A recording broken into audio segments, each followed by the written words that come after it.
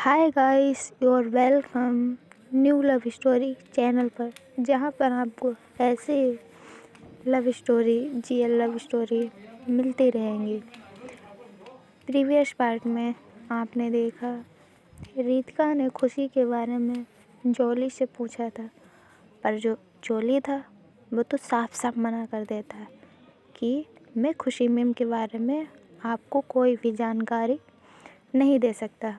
तो रितिका उसकी ये बात सुनती है और वो वहाँ से चली जाती है, क्योंकि उसे पता था कि अब वो किसी को ज़्यादा परेशान नहीं कर सकती है, क्योंकि खुशी के जाने के बाद रितिका के अंदर बहुत ज़्यादा बदलाव आ गया था।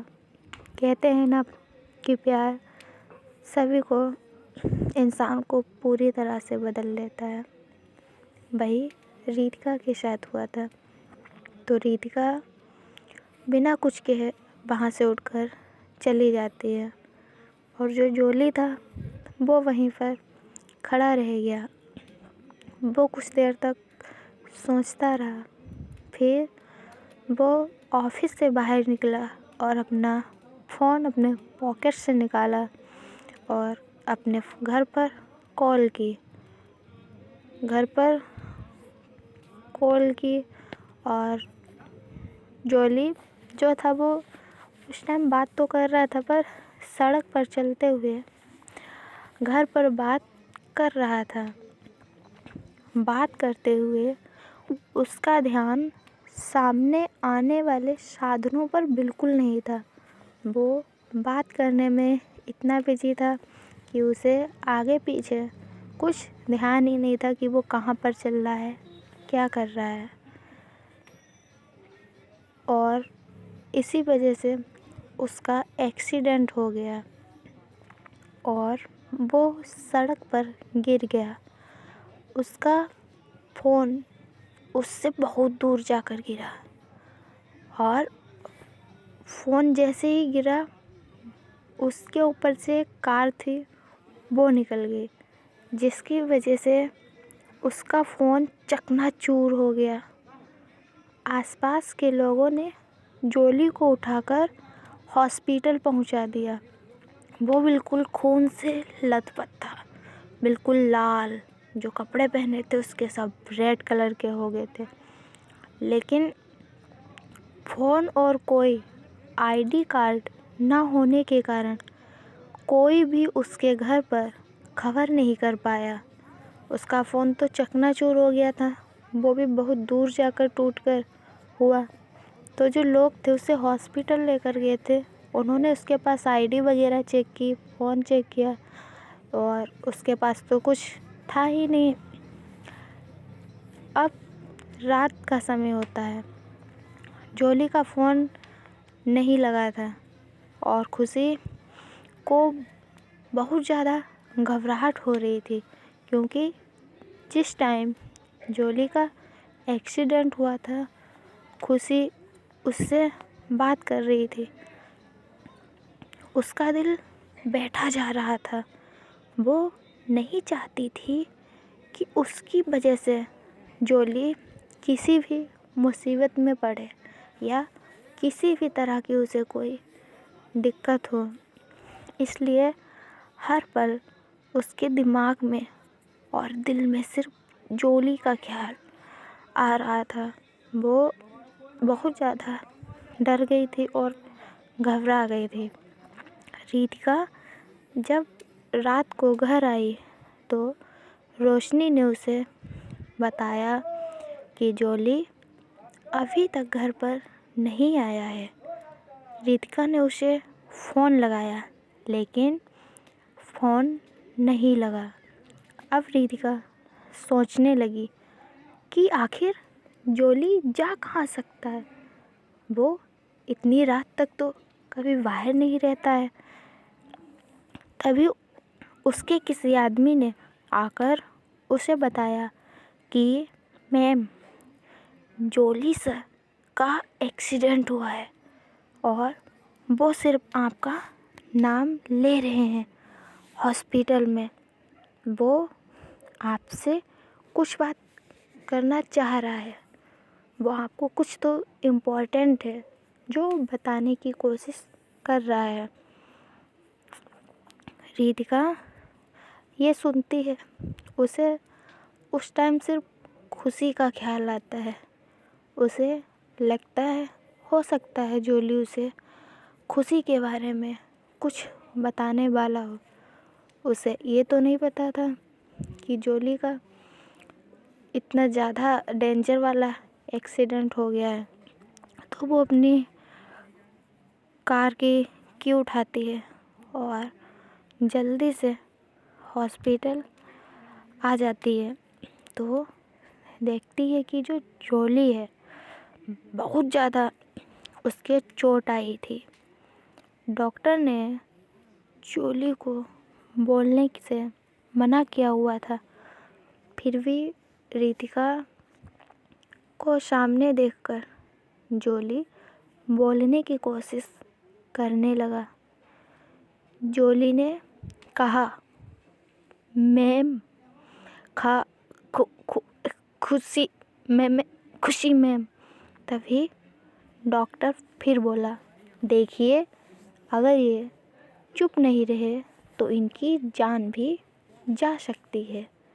आप भी इन्हें समझाइए प्लीज़, ये शांत रहें, बिल्कुल भी ना बोलें।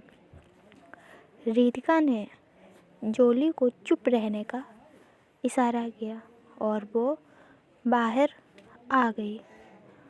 रितिका को जिस आदमी ने जोली के एक्सीडेंट की खबर दी थी वो बाहर ही खड़ा था। उसने रितिका से कहा, मैम मुझे लगता है कि ये जोली जानता है कि खुशी मैम कहाँ है।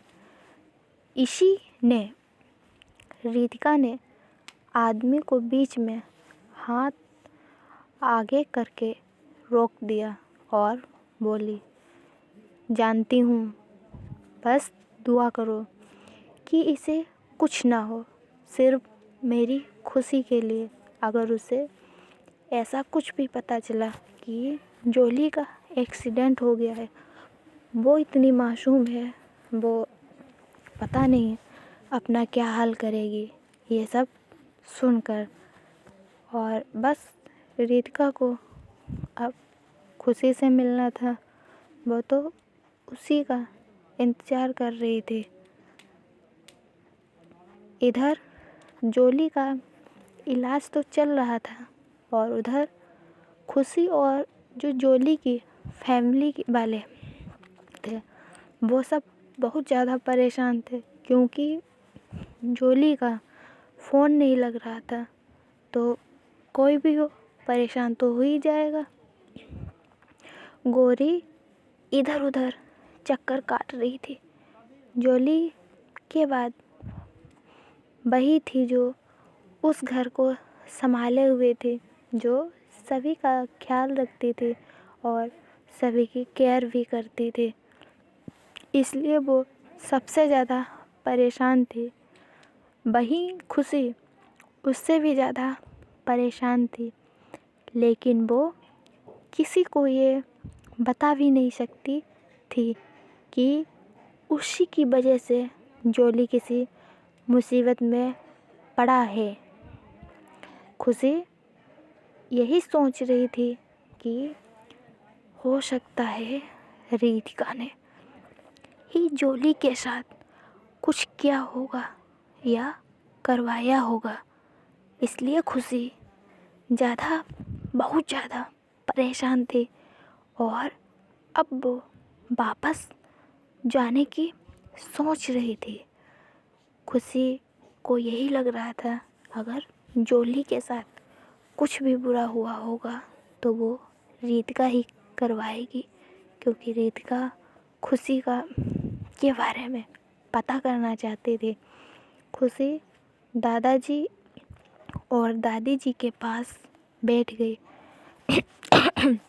और उनके हाथों को अपने हाथ में लेकर बोली, दादाजी दादी जी आप दोनों चिंता मत करिए, मैं वहाँ जाऊँगी और जोली को अपने साथ वापस लेकर आऊँगी। मैं उसे कुछ नहीं होने दूँगी।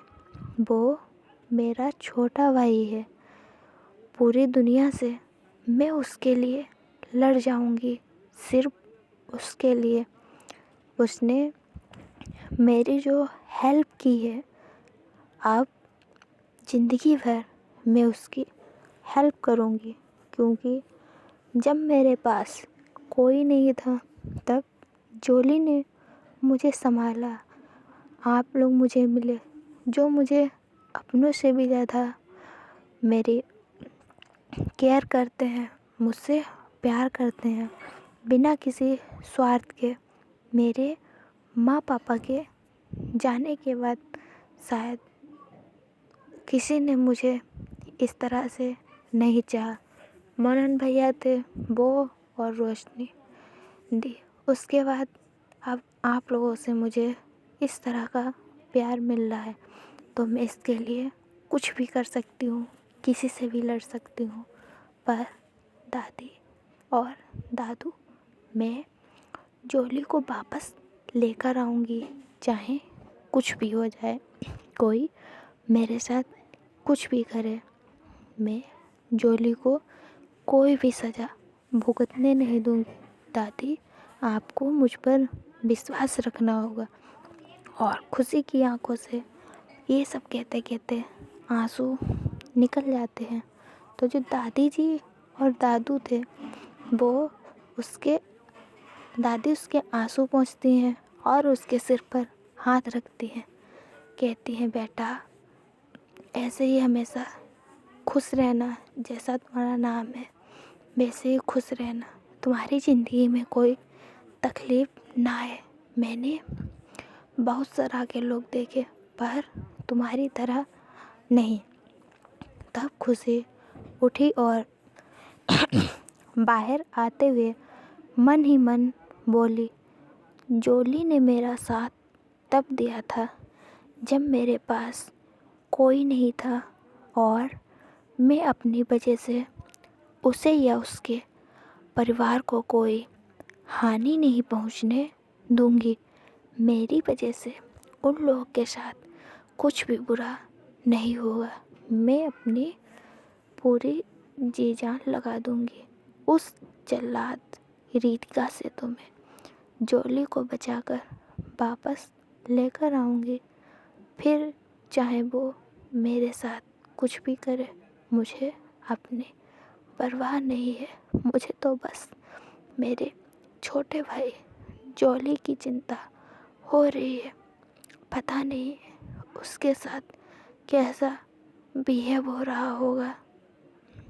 खुशी यही सब सोचते सोचते बाहर जाती है। उससे पहले ही गोरी बोल पड़ी, रुक रुक खुशी जिज्जी, मैं भी चलूँगी। मैं मेरा भाई न देखनो चाहूँ सू। तब खुशी जो थी वो अपने ऐसे विचारों में खोई हुई थी। वो गोरी की बात को नहीं सुनती और चलते हुए जा रही थी। तब गोरी खुशी के पास आती है और उसके कंधे पर हाथ रखकर कहती है, कहाँ खोई से, मैं भी चलूँगी। तू मन्ने मना नहीं कर सकती।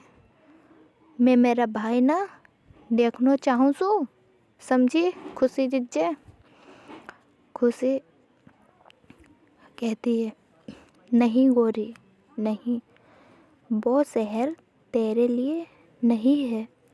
तुम बहुत मासूम हो और वो शहर फरेब से भरा है। वहाँ जाने के लिए तो बहुत ज़्यादा त्याग करना होगा, और वहाँ रहने के लिए भी अपने आप को मार मार के जीना पड़ेगा। गोरी, मैं तुझे वहाँ नहीं लेकर जा सकती। गोरी, ना जिज्जी भाई, मैंने तेरी जिम्मेदारी दियो थो, समझी।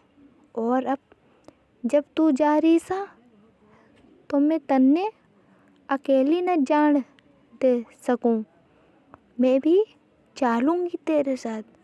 इसका मतलब गौरी कहती है, नहीं जीजी, भाई मुझे आपकी जिम्मेदारी देकर गया था और अब जब तुम ही जा रही हो तो मैं तुम्हें अकेले नहीं जाने दे सकती, मैं भी आपके साथ चलूँगी। खुशी, लेकिन गौरी अगर तुम चलोगी तो यहाँ कौन संभालेगा दादाजी और दादी जी को? राम और श्याम एक साथ बोल पड़े, हम संभाल लांगा जीजी, थम भाई ना ले आओ। इसका मतलब है जीजी आप भाई को लेकर आइए, यहाँ इन लोगों को हम दोनों अच्छे से संभाल लेंगे। अब खुशी बिल्कुल चुप हो जाती है क्योंकि दादा दादी भी यही चाहते थे कि गौरी भी खुशी के साथ जाए, लेकिन वे दोनों लड़कियों को अकेले भेजने के लिए भी राजी नहीं थे। तो दादाजी ने राम और श्याम में से एक को जाने के लिए कहा, लेकिन खुशी ने साफ मना करते हुए कहा कि इतने बड़े शहर में मैं इनमें से किसी एक को ही लेकर जा सकती हूँ। इसलिए खुशी और गौरी का जाना तब तय हुआ। सभी ने खुशी की इस बात में हामी भर दी क्योंकि खुशी की बात भी सही थी। सब तैयारियां करने के बाद खुशी और गौरी अब जयपुर के लिए निकल गई। इधर डॉक्टर ने जब जोली को होश आया तो उसने अपने सामने रितिका को पाया।